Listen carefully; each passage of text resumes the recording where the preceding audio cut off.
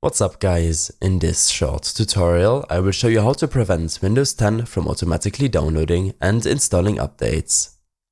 This should be quite an easy tutorial, but if you still have any questions then leave a comment and let me know. Search for Update to open the Windows Update System settings.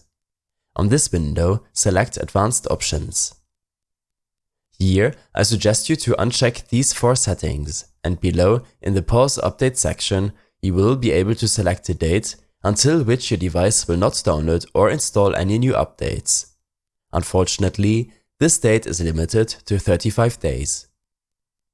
When your device reaches the pause limit, you will have to allow Windows 10 to download and install the latest updates to make the option available again. In addition, to temporarily disable all updates, Windows 10 also offers an option to defer only quality updates up to 30 days. Under the Pause Update section, use the drop-down menu at the bottom of the page, and select the number of days that you want to defer quality updates. After you complete the steps, your computer won't download and install monthly quality updates until the schedule reaches its limit, or you change the setting back to 0.